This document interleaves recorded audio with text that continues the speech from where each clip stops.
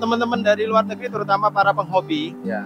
ini setidaknya mereka berharap dengan hadir ke Indonesia untuk mendapatkan mungkin apa yang mereka cari adalah hewan-hewan, terutama mungkin ikan atau apa di Nusatik ini ya. Itu mereka berharap mereka bisa bertemu dengan para penjual juga. Betul. Dan bisa saling interaksi. Nah, peran Shangri-La sendiri sebagai apa nanti kalau? Oke, berarti itu untuk yang disiapkan oleh para breeder, terutama saat ikan mereka laku untuk dijual ke luar negeri. Ya. Untuk di Shangri-La sendiri, fasilitas dan seperti apa? Ikan dari karantina sampai turun di Eropa sana. Oke. Ya.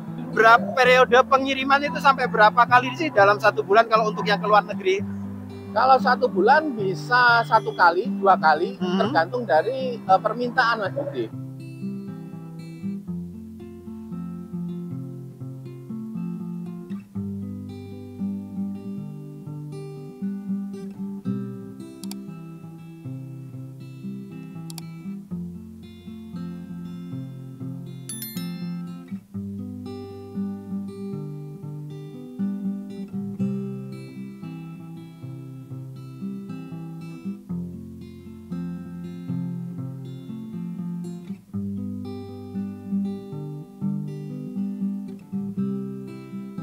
Seribu koi seribu warna, sahabat pecinta koi, apa kabar?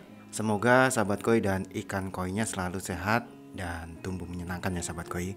Oke, pada video sebelumnya sahabat koi sudah saya ajak jalan-jalan ke SBSD City ya, untuk menyaksikan pameran dan event kontes terbesar di dunia sahabat koi untuk ikan dan yang diselenggarakan oleh komunitas penghobi. Nah, pada video sebelumnya juga sahabat koi saya ajak untuk ngobrol dengan panitia. Jadi tujuan diadakannya Nusatik Nusapet adalah memberikan ruang dan wadah bagi para penghobi, juga para pengusaha terutama yang ada di luar negeri untuk dapat berinteraksi langsung dengan para breeder dan menjalin kerjasama terutama untuk komoditi hobi ya sahabat koi. Nah sahabat koi, saat breeder dan para seller bertemu, tentu saja ada sebuah ruang di mana keduanya butuh sebuah jembatan agar tercipta jalinan kerjasama dapat berlanjut ya sahabat koi.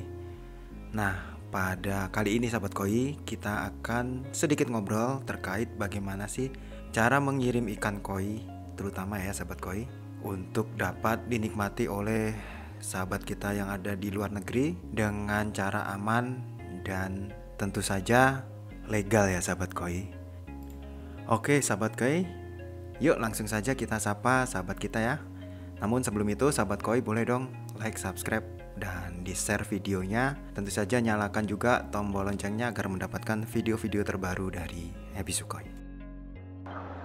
Oke sahabat koi, dan di acara spesial kali ini kita seperti yang saya sampaikan tadi ngobrol dengan salah satu ini partner bagi teman-teman penghobi terutama yang dari luar negeri.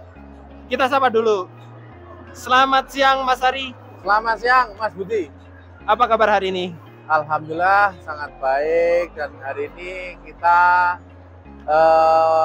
berbarengan dengan event Nusatik Mas Budi. Nusatik, event internasional yang ada di Jakarta. Ya, ia bisa digolongkan internasional terbesar di dunia. Karena di sini banyak yang hadir dari luar negeri juga Mas ya. Betul. Nah untuk Shangri-La sendiri nih Mas, Shangri-La sendiri untuk hadir ke Nusatik, apa sih yang poin yang ingin didapat dengan Nusatik ini? Untuk Nusatik kita menjalin silaturahmi dan bertemu dengan berbagai perwakilan di negara-negara yang sudah terjalin Mas Budi. Gitu. Jadi di sini adalah mungkin event yang notabene 1 tahun sekali. Jadi momen ini memang saya peruntukkan untuk membangun relasi yang ada di luar negeri. Tadi ada yang dari Riyadh, dari mana India juga ada, dari Roma pun juga ada. Gitu. teman-teman dari luar negeri terutama para penghobi, Ya.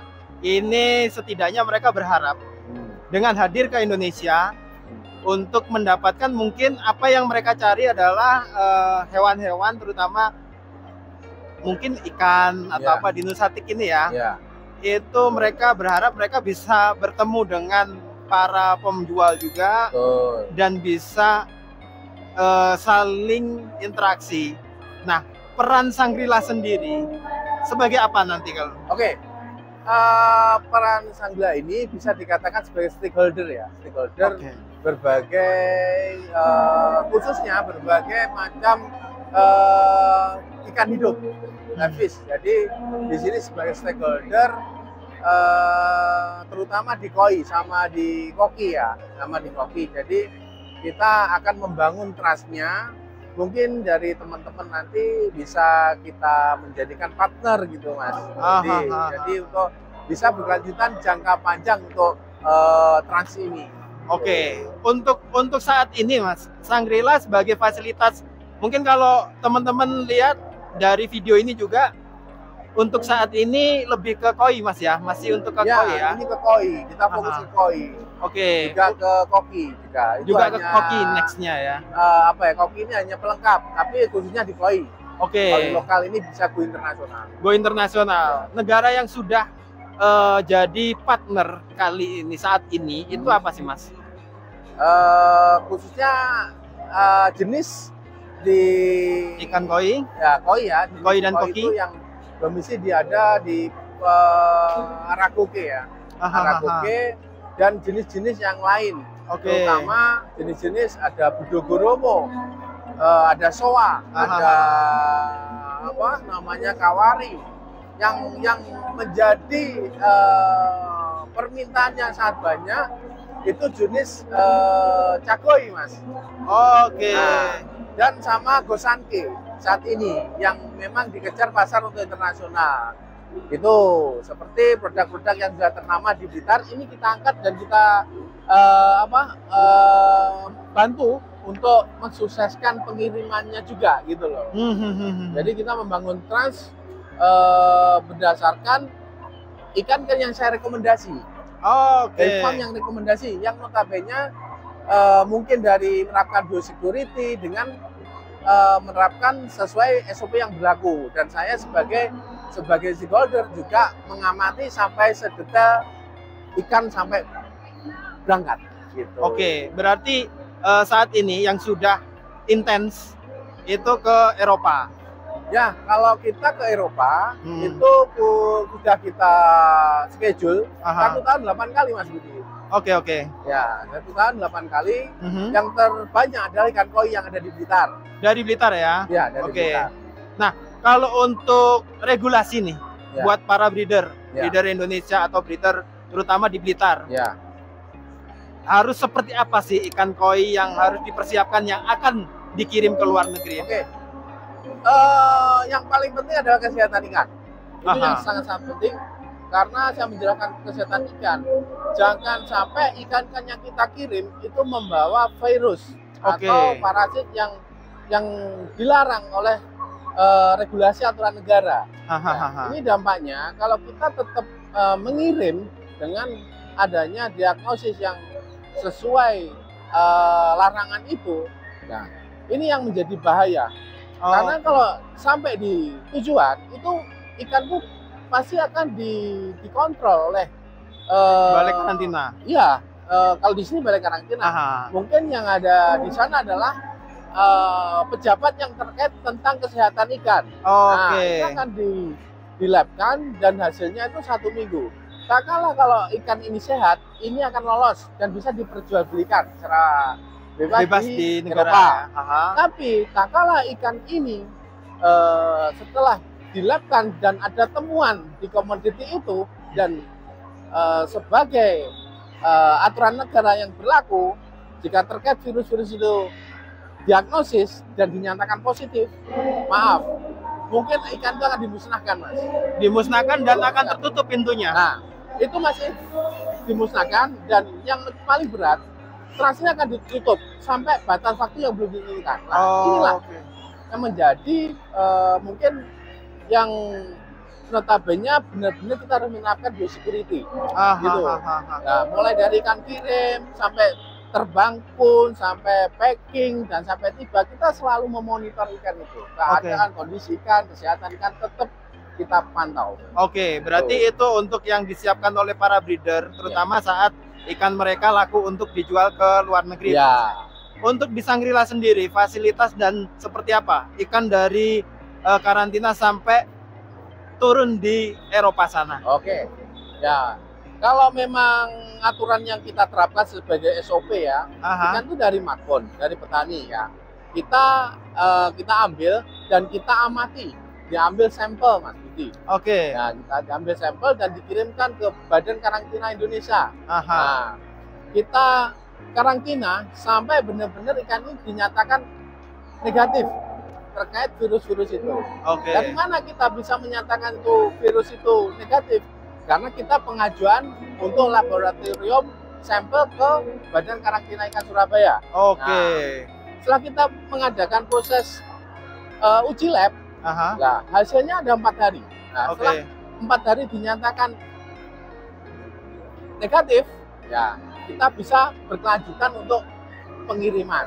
Tapi dinyatakan positif, nah, maaf, kita harus menunda dan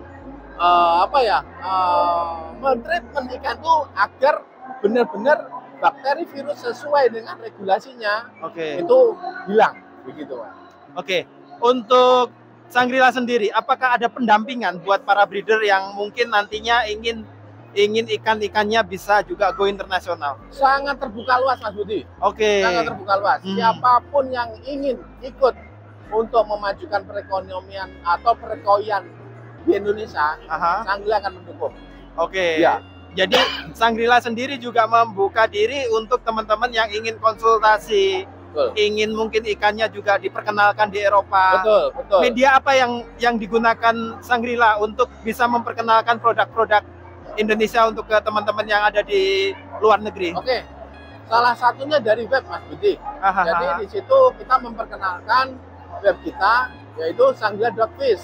Nah, nanti para petani bisa masuk di situ. Dan farm-farm itu kita akan memberikan suatu sertifikat dan plus logonya di situ. Jadi kita mengangkat farm-farm yang ada di Blitar. Secara langsung, dan bayar luar negeri nanti kita sambungkan langsung Mas Budi. Tapi dengan catatan kita menjaga pengendalian itu hasil perikanan di Indonesia. Jangan sampai ikan Indonesia ini bermasalah pada waktu pengiriman. Nah, ini yang menjadi persoalan yang sangat berat Mas Budi. Nah, makanya dengan binaan, dengan pendampingan itu sangat penting, dan itu saya lakukan secara langsung Mas Budi. Jadi terakhir nih Mas, kalau untuk di Shangri-La sendiri, periode pengiriman itu sampai berapa kali sih dalam 1 bulan kalau untuk yang ke luar negeri? Kalau 1 bulan bisa 1 kali, 2 kali, tergantung dari permintaan Mas Budi. Kita tidak membatasi permintaan itu. Seperti contohnya, kita memang sudah kontrak kerja di Roma. Nah, akan tetapi ada di Malaysia, ya kita lakukan pengiriman sesuai dengan kebutuhan yang ada di luar negeri. Gitu. Target Shangri-La sendiri next ke depannya, terutama ke pasar Eropa atau pasar ke wilayah barat mungkin ya, itu sampai berapa dalam 1 bulan, berapa kali Mas? Bisa ya? Dalam 1 bulan target kita 4 kali. 4 kali ya? Ke depan ya? 4 kali dengan beberapa negara. Ya, target kita seperti itu Mas Budi. Agar ikan-ikan yang ada di Indonesia itu juga akan selalu diminati oleh para penghobi di luar negeri. Nah ini sahabat koi, jadi Shangri-La sendiri juga memberikan ruang yang seluas-luasnya, baik pendampingan, baik media untuk memperkenalkan ikan-ikan para breeder di luar negeri juga ya. Biosecurity juga. Nah ini sahabat koi, ayo manfaatkan Shangri-La dan kita dukung buat ekspor ikan, terutama ikan koi, koki, dan yang lainnya nantinya kalau bisa ke luar negeri semua Mas. Kita bantu semuanya Mas Budi. Tidak ada kata-kata yang sulit atau tidak bisa. Saya pasti akan melakukan pendampingan sampai kendala-kendala itu kita atasi.